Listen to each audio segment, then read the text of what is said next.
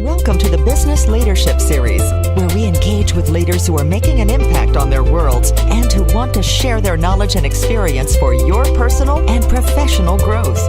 The following interview is designed to inspire you to become the best leader you can be. Your host, Derek Champagne, is the founder and CEO of The Artist Evolution, a full-service agency building successful brands, marketing tools, and campaigns, and also the author of the best-selling book, Don't Buy a Duck. And now, let's begin today's Leadership Series interview. Welcome to the Business Leadership Series, where our goal is to inspire you to become the best leader that you can be. I've got our guest today, Brandon Lewin, who is a successful entrepreneur. He's a digital marketing consultant for purposeful companies and also the podcast of a popular podcast host of Sell More. Brandon, thanks for being our guest today. Hey, thanks for having me, Derek. I'm super excited to be here.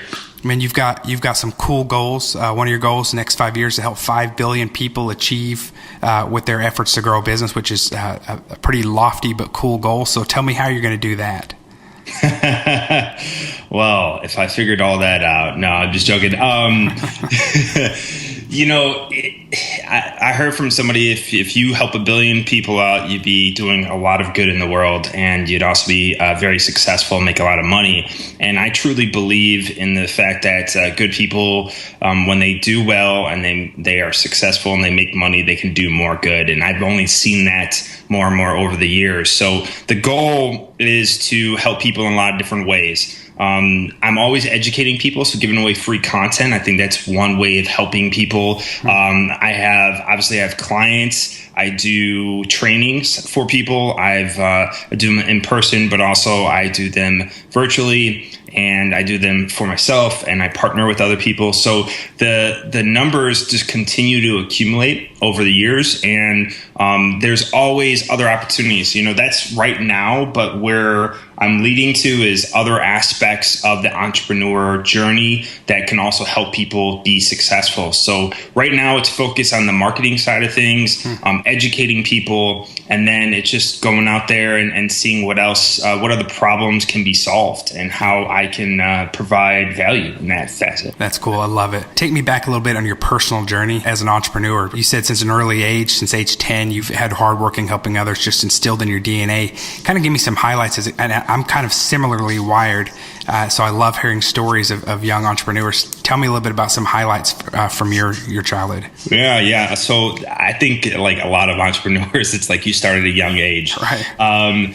I lived in a household. My dad was an entrepreneur, is an entrepreneur, has run his own successful business for 40 plus years, has went into a couple other ventures. My mother has that in her DNA as well. She's run a couple other businesses. And when I was younger, I wanted something. I don't remember exactly what it was, but it was like some sort of toy or something. And my dad told me at 10 years old, right in the dead of the winter in Chicago where I grew up. And he's like, you know what, if you want it, go find a way to make some money, and then you can earn it. And so sure enough, I talked to one of my best friends who lived down the street from me. And I said, hey, you know what? You got a shovel. I got a shovel. Let's go talk to some people, see if we could shovel some driveways and some sidewalks. And sure enough, we did. I believe we were charging $10. And we did about 20 houses the first time, and we split it, and then we just kept on doing it. And I believe in the matter of a month, because there was really bad snow. It was like the December, January time frame in Chicago, so a lot of snow was coming down. We must have made like $200 a piece, and so we did well, and I got what I wanted, and I had some money left over, and I remember being like, man, that was awesome, because one, I just got to help people. I just knocked on the door. I talked to people and said, hey, listen, this is what we're doing. And they were like, sure enough. And they gave us money in one head. And the funny thing was that that was the first taste of rejection. Like people would say no, and I was kind of okay with it. I was like, all right, this is cool. But I saw the light at the end of the tunnel. And so that really showed me a lot and taught me a lot at a young age. And then I just kept on doing things as I got a little bit older. I did some things in high school. My dad actually made me work during a summer when I was too young to actually really work. You need a worker's permit. But he made me go work for one of his clients, and I had to take a train and a bus in the middle of the summer, and it was hot. But I remember during that period of time, I was reading and listening to things and just accumulating knowledge base. And I got my first taste of selling in Chicago the Taste of Chicago, which is a big festival in Chicago. Right. And I remember just talking to people, and they were just like, they liked it. And it was just another experience, and it kept on accumulating, and it was just great, man. And I started my first real venture as an entrepreneur. I shouldn't say real, because I guess when I was 10 years old, I was making money too. But in college, I started an online ticket brokerage with one of my best friend. His older brother was already out of school. He was doing some stuff on the internet, selling traffic, the non-sexy things that people don't know about with the internet side of things. And he was doing really well, and he wanted to start another business. So he's like, listen, Brandon, he's like, this is what I want to do. I know you know people on both sides. And he's like, I'm going to give you the money. I'll show you how to do everything. And this was back in like 2001, I believe. And he showed me how to set up a website, told me who to go after. I started setting up partnerships. I started selling to people. I started marketing the company. And it was just an eye-opening experience. It didn't last very long, though. It only lasted about 8 months because everything that I was making was going back in the company. And as a young kid, you're ambitious, but you don't realize what really goes into a business. Right. But I remember during that experience, my dad took me to a networking event, and this was something that completely changed my life, and I think put me on the course of where I am today. Is that he took me to a networking event, and on the way there, I was sitting in the car, and he's like, "Yeah, Brandon, I forgot to tell you, but you're gonna have to stand up in front of about 20 people, strangers, and tell them what you do." I was like, "Shit." It's like, oh, I'm sorry if I'm not allowed to swear. That's okay. But he's like, man, you're gonna have to talk in front of these people. And I was like, man, I don't even know what to say. Like, I've never met these people. And I remember my hands got all clammy, and I started getting sweaty. And sure enough, I got there, and I sat in the middle with my father. He was very strategic about it. Let me see what the first half of the people said, and then I got up. I said my stuff. I think I blacked out because I don't really remember what I said. But all I remember is afterwards, people came up to me and said, "You know what? That was amazing. Have you ever done that before?" I said, "No." What? That was really good. And people wanted to talk to me afterwards. They wanted to network. And so whatever it was, and whether they were pulling my chain or not, it stuck with me, and I felt really comfortable doing it. So I just kept on doing more of it. And after that, I went into some other sales positions and some marketing positions, and I worked for a couple companies, but then I eventually went back on my own. And during that period of time, I got a big crash course in marketing, but I also did a lot of speaking. And so then it just evolved from there. So I could go on, but that's how I got started in the entrepreneur world. That's exciting. So tell me about your business now. What's the main focus of what you're doing now? So there's two parts. Right now, it's I work with purposeful companies, and what I mean by purposeful is that there's a lot of companies that want to make profit. You have to make profit as a business, right? Right. But there are some companies out there that are really just driven by purpose. And I've been in the market, in the business world long enough to see that there's a difference between being purposeful and profitable. And when you're purposeful, you put your clients first, you put the purpose first, you have a passion for what you do. It's not always driven by the bottom line. And so those are the companies that really are truly putting forth the efforts to change this world, to do good in this world. And those are the companies that I work with, people that want to make a difference. And it's not about the money, although it needs to be had to continue to grow, but it's about that purpose. And so that's what I do, and I consult. I've been on a lot of different ends of the marketing side of things. I've done everything from analytics to project management to web development. And so I take a very holistic approach. I take more of a generalist approach where there's not a lot of generalists out there anymore. Everyone seems to specialize. So That's great because it's opening for me. And there goes my entrepreneur spirit, right? So that's where I come in, and I help companies, and I put together teams, and I work with their teams, and I help them accomplish their goals, whatever that looks like. And most times it's growth, and so we put together a plan, and then we execute on that plan. And then on the other side, I do trainings. So I do courses online. I'll spend time in front of organizations. Before I went back on my own, I was traveling around the U.S. and Canada training Fortune 500 companies and small businesses on how to do digital marketing. So it's something that I just love to do and I'm passionate about. So I continue to do that side of things as well. And that's cool. That's my business. Tell us about some things that you're excited about in digital marketing as far as the ability to be able to micro-target, and just tell us some things that you've seen or that are coming up that are exciting. Well, you obviously have the live streaming capabilities now, which I'm really putting a lot of attention towards. And then you have the Snapchat, which I personally love Snapchat on a more of a one-on-one basis, although you can hit people on a micro basis or a macro basis. Right. It's the one-on-one capabilities where I've actually networked with people and just got to know them through Snapchat, and they're in Cleveland, Ohio, and I'm in Austin. And I could talk to people. I've talked to people in England and people in Spain, and it's just the capabilities to have that face to face and not always have to. It's kind of like text messaging, but face to face, because you don't have to respond right away, but you have that capability of just communicating, and there's a power behind the face. So that's one thing I'm really excited about for a lot of companies. And I'm working with there's a nonprofit that does some really great work with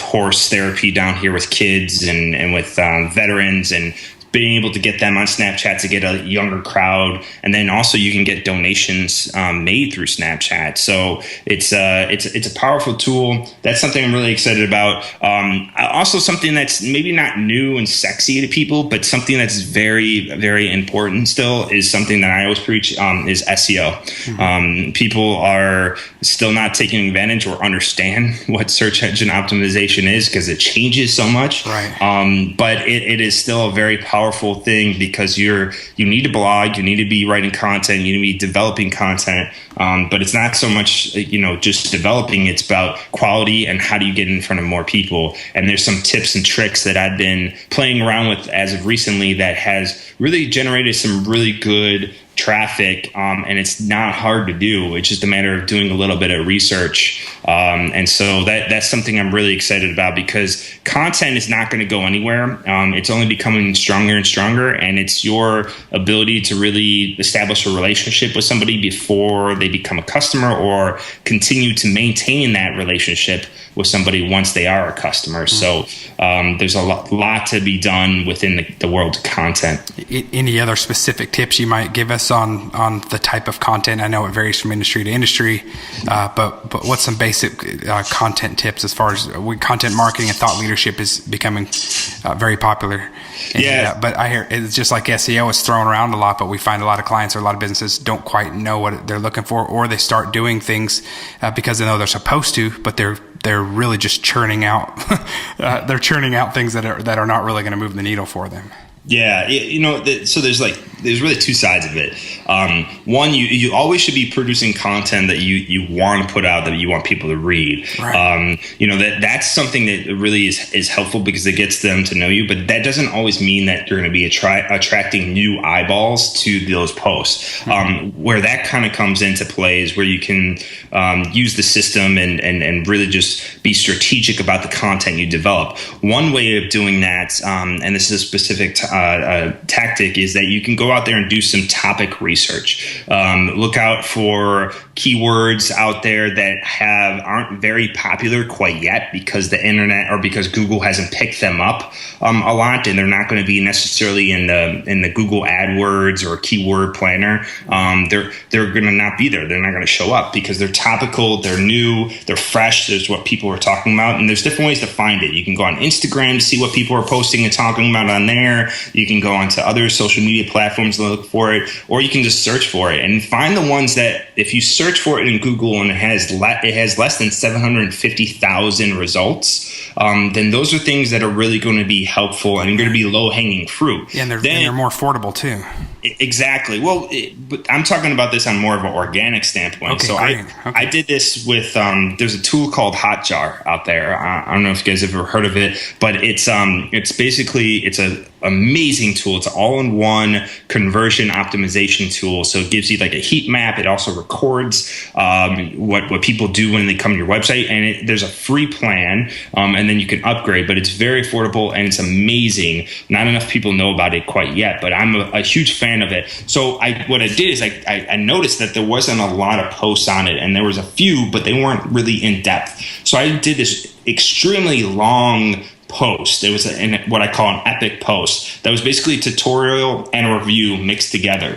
Now I'm ranked on the first page for Hotjar review, Hotjar reviews, Hotjar tutorial. I even get pulled up for like Hotjar logo. I mean, I'm getting traffic left and right from that specific post. And it's probably that one. And I have another one that's called Instagram for real estate professionals. And both of those, I'm on the first page for multiple keywords. And it's just driving organic traffic after organic traffic to my website. And I'm getting people who are converting from that as well. And so that's what I mean is that you go out and you find these topics that maybe you know something about, you do some research, find out ways to improve whatever is there, or find ways to make something that's even better that you've seen out there, and just tweak the topic to it, but include that keyword. Put it together, make it awesome. You got to make it really focused on that specific topic. That's what Google looks for. And then part of it also is promotion. You got to go out there and you got to promote it. You got to put it out on social media, do it multiple times. You got to find other bloggers that are talking about this topic to link up to you, share it with a bunch of people, email it to individual people and say, hey, will you blast this out for me? The more and more you can do, because promotion is half the battle really nowadays. And people don't spend enough time. They try to produce all this content and consistent content, which is good, but you again need to promote it to really get the traffic to come to you. That's right. That's great. Thank you for sharing that. Yeah, no problem. Hey, you talk about on your website, you say one of the things we should know about you is that you despise negativity almost as much as you do when a person leaves the last little bit of toilet paper on the roll that doesn't replace it. and that, what are you going to do with that? Half of it stuck to the cardboard anyway. I love that. Love that. So tell me about staying positive, being solutions oriented. What are some things that you do or that you require from your team to keep negativity out? Yeah, so, negative is something that's just built into us and wired in us naturally. Like we are born and told not to do certain things. And you hear no a lot when you're growing up. You hear you can't a lot. And I think a lot of that is changing as people are more aware of this. I know we actually minimize, if anything, just completely deplete that word can't in this house.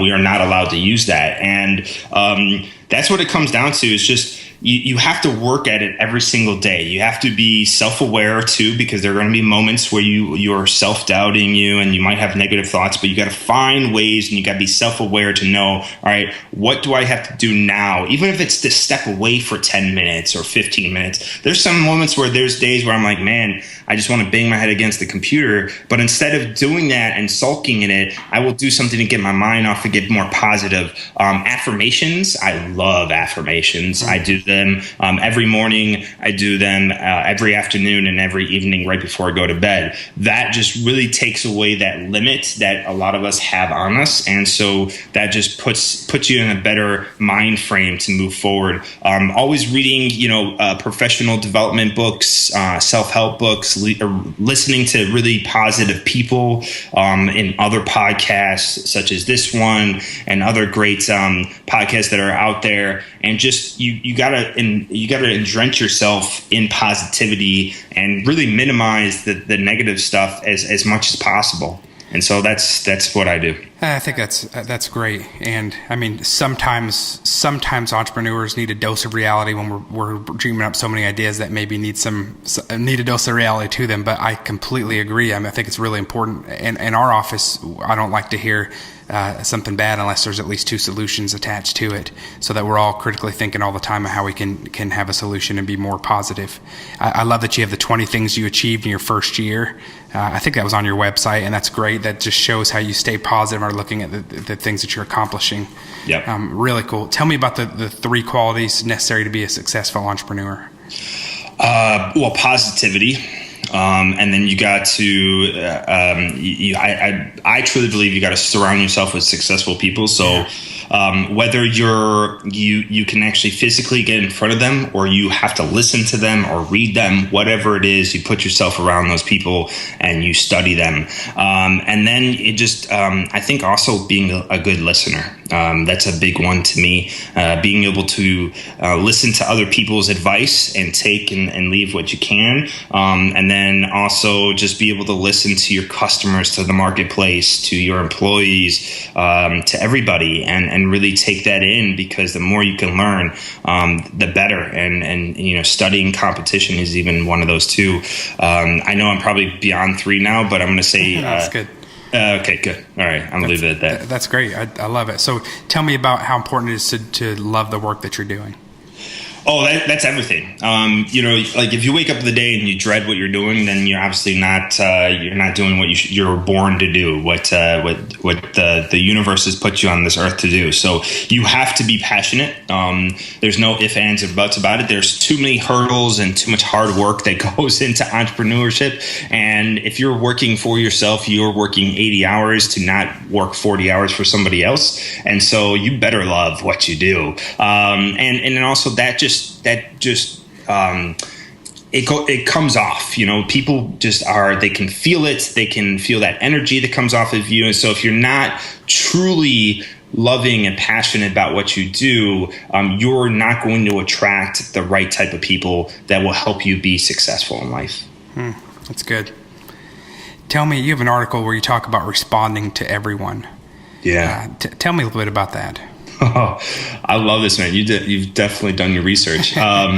So the responding to everyone, all right, this is a pet peeve of mine. I try not to have pet peeves because I feel like maybe they're a little negative, but I personally believe that you should respond to everybody. You never know the situation, even if it's a simple thank you. I even do that on my Instagram posts. When I make a post and a lot of times it's spam. I mean, I know it's spam because they're saying stuff that has nothing to relate with my post, but I will even respond just with an emoji, and I believe that, and that's in response. And I also, something that, when you look at it, I won't consider myself super successful. There are plenty of other people out there that are more successful, at least by definition in my own mind, than I am. And what I see I've reached out to those people, and a lot of them have become these big public figures, but they're not willing to respond to everybody. And I understand, because there's a lot, but I truly believe that if you can do that as much as possible,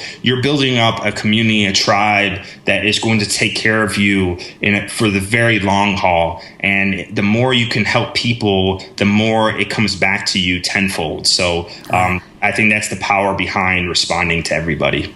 Do you mind sharing a little bit about the tale of a leather craftsman? Yeah, sure. Yeah. So that was an old client of mine, and that was a fun little thing that we went through. In this world of entrepreneurship, but also marketing, you never know what's going to work. You have a plan, you put a plan forward, you do as much research as you possibly can, you make as much educated guesses as you possibly can, but until you start doing the work, you don't know what really works.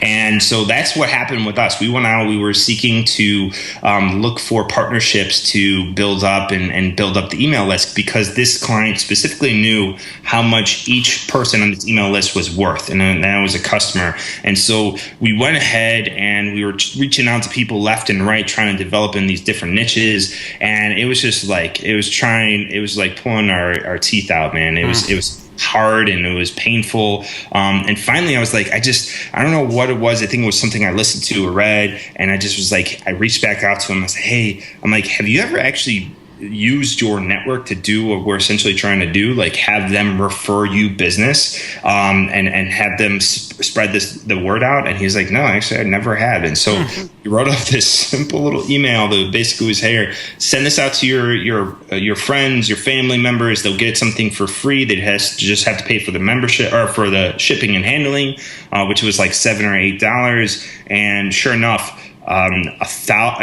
we sent it out to about 10,000 people, I want to say, and within like 2 weeks, I think we got about 14 or 1,500 people, new people that responded, which that alone, basically in value, turned into about $100,000 in potential new business. And great. So it was a simple thing, and then also from that, it went a little viral.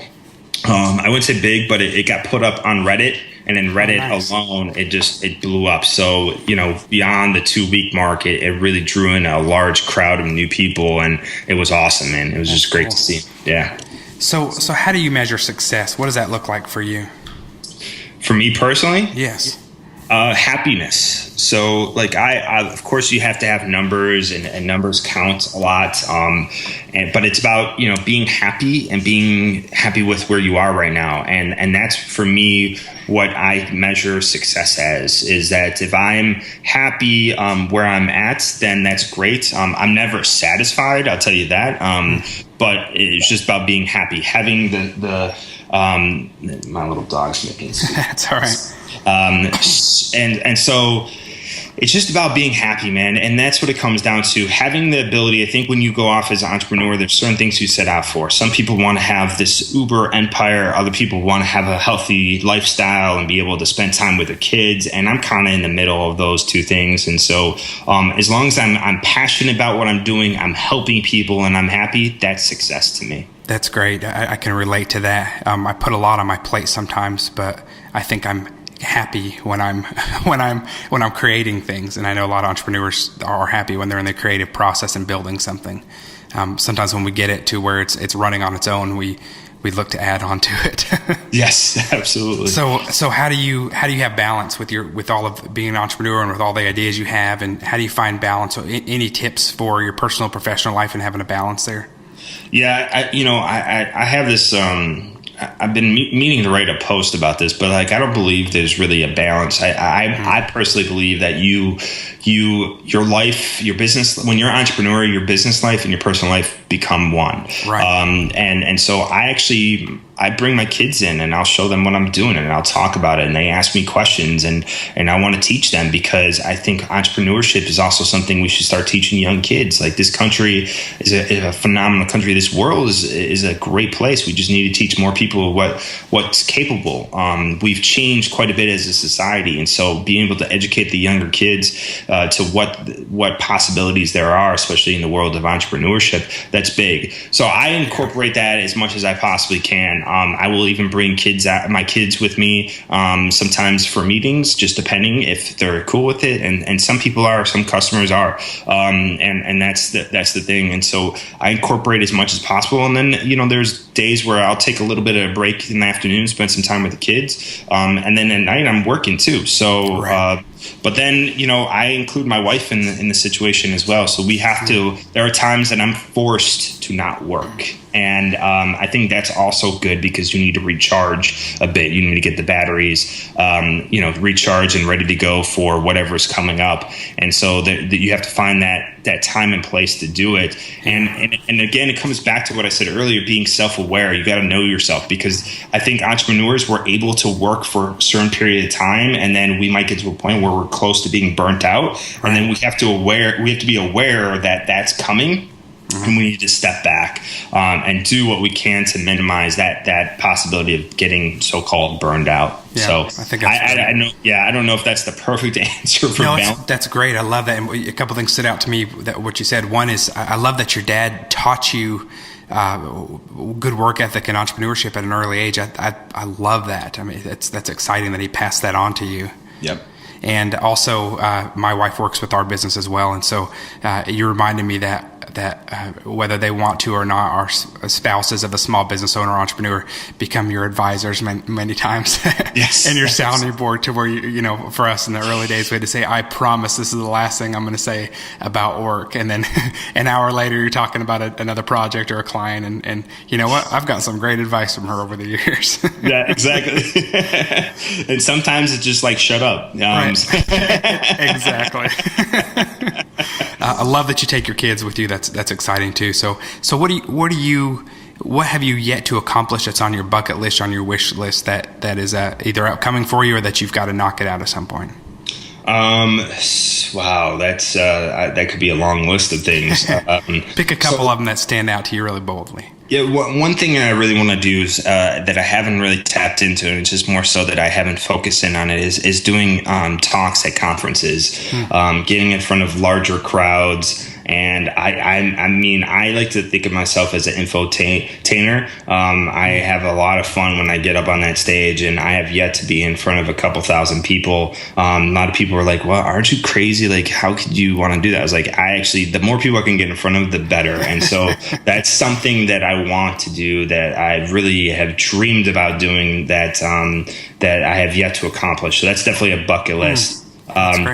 Doing that, and then also traveling the world and be able to meet people face to face around the globe who also need the help. That's something else that I want to do, and that's kind of like killing two birds with one stone, because I love to travel, and so if I'm able to help people at the same time and also get to see some really cool places that there are in this world, that would be another big bucket list item for me.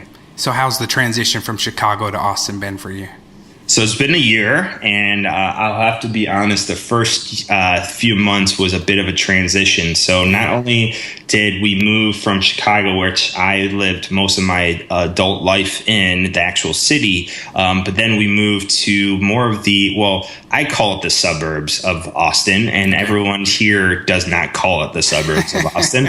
It's just a city.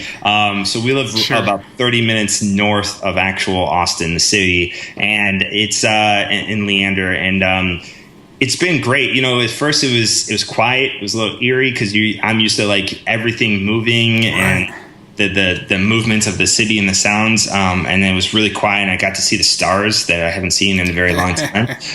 But it's been amazing, man. The family loves it. There's really good people down here. There's a different sense of community down here as well. So it's been good, man. It's just and you know, my clients and people that I talk to are all over the place. So it's just a hub right now where I'm at, and we'll see where things take us in the future. But it's been great. That's great. Anything else you want to share with our audience today? No, I think I said a lot. It's just about, I really just want to beat the point home with being positive, never giving up, and also taking away that thought of being limited. You know, when you set goals that are too small, that's why I set that goal of 5 billion. And it's because if you set your sights on something, you know, that's accomplishable, it's good, but it's also, you can reach so much more if you just really set your sights for something larger. And that's where greatness really happens, you know? And I would say on that point, one other thing too, is that this is all of a process. You know, the greatness isn't just happen overnight. All the greats have gone through a process, and they've gone through trials and tribulations. And that's what it comes down to, is that's how you achieve greatness. There's all sorts of people out there that want to be great, they want to do something great, but they're not willing to go through that process. And you have to understand, while you're going through it, that there is going to be that moment where you finally accomplish what you set out to accomplish. Yeah, and that's exciting too. It's not and rewarding, but it does take perseverance and consistency.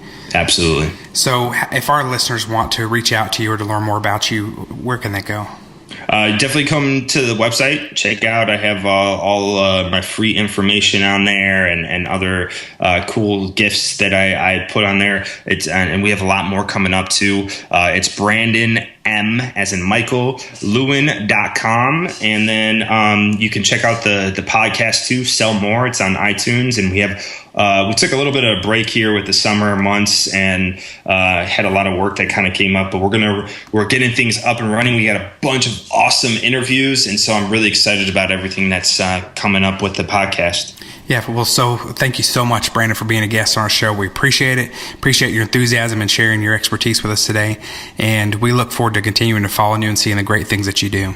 I appreciate it. And thank you for having me, Derek. I really, really appreciate it, man. You bet. You take care, Brandon. You too. Thanks. You've been listening to the Business Leadership Series, where we engage with leaders who are making an impact on their worlds and who want to share their knowledge and experience for your personal and professional growth. This interview was designed to inspire you to become the best leader you can be.